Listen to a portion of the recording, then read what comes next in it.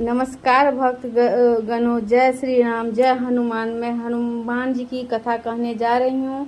आप लोग को अच्छा लगे तो जरूर सुने। जय बजरंगबली।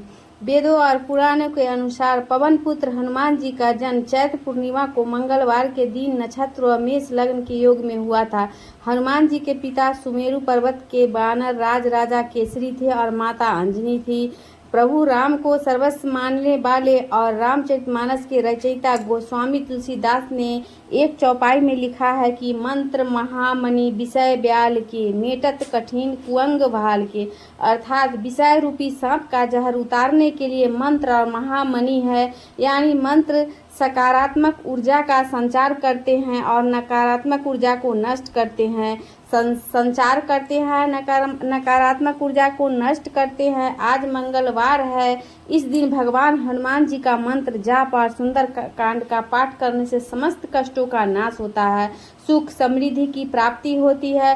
साथ ही इस दिन संकट मोचन हनुमान जी के जन्म की कथा पढ़ने से शरीर में ऊर्जा का संचार होता है और नकारात्मक शक्तियों का अंत होता है। तो मैं आप लोग को हनुमान जी की अद्भुत जन्म की कथा सुनाने जा रही हूँ। आप लोग जरूर सुने। वेदों और पुराणों के अनुसार पवन पुत्र हनुमान जी का जन्म चैत्र पूर्णिमा को मंगलवार के दिन नक्षत्र और मेष लग्न के योग में हुआ था।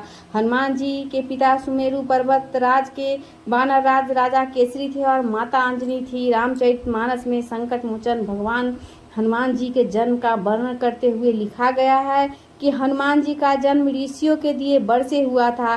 कहा जाता है कि एक बार वानर राज केसरी प्रभास तीर्थ के निकट पहुँचे। उन्होंने देखा कि बहुत से ऋषि वहाँ पर आए हुए हैं और वह समुद्र के किनारे आसन लगाकर पूजा अर्चना कर रहे हैं। तभी वहाँ एक विशाल हाथी आ गया और उसने ऋषियों मुनियों के यज्ञ को भंग करना और उन्हें परेशान करना प्रारंभ कर दिया। तभी वानर राज केसरी ने पर्वत के शिखर से हाथी को उत्पात मचाते हुए देखा। इसे देख उन्होंने इस विशालकाय हाथी के दांत तोड़ दिए और उसे मार डाला।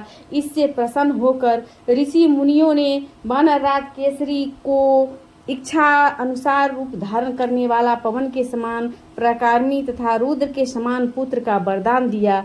एक कथा के अनुसार एक दिन माता अंजनी मानव रूप धारण कर पर्वत के शिखर की तरफ चली जा रही थी। तभी वहां डूबते हुए सूरज की लालिमा की खूबसूरती देख को भगवान सूर्य को निहारने लगी। उसी समय अचानक से तेज हवा चलने लगी और उनके बस उड़ने लगे।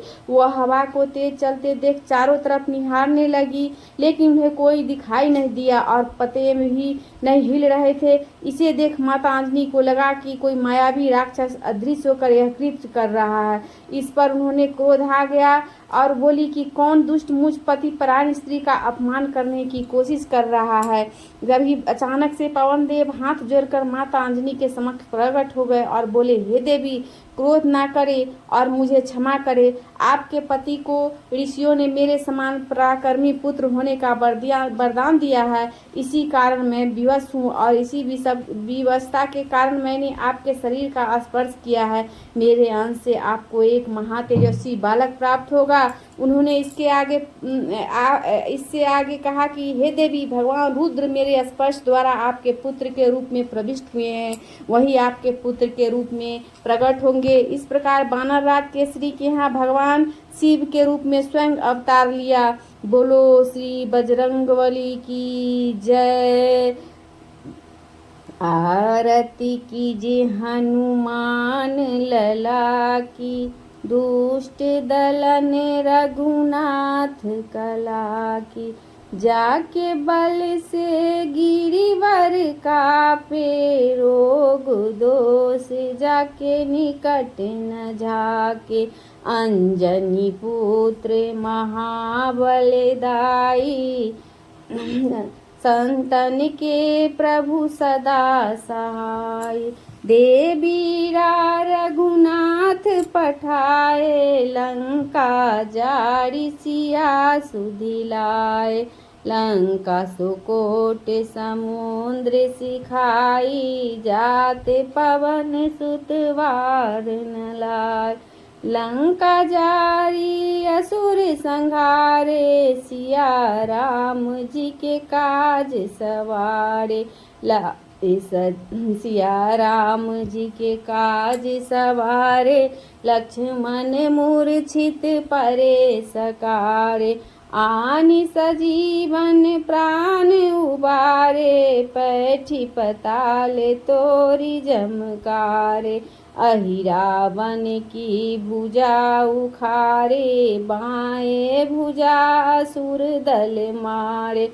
दहिने भुजा संत जन तारे, सुर नर मुनि जन आरती उतारे। कंचन थार कपूर लौ छाई, आरती करती अंजना माय। जो हनुमान जी की आरती गावे, बसहि बैकुंठ परम पद पावे। लंक विध्वंस कीन्ह रघुराई, आरती करते अंजना माई। आरती श्री हनुमान लला की, दुष्ट दलन रघुनाथ कला की। बोलो बजरंगबली की जय, पवन सुत हनुमान की जय। ओम आंजनेय विजय वायुपुत्राय धीमहि तन्नो हनुमतः प्रचोदयात्।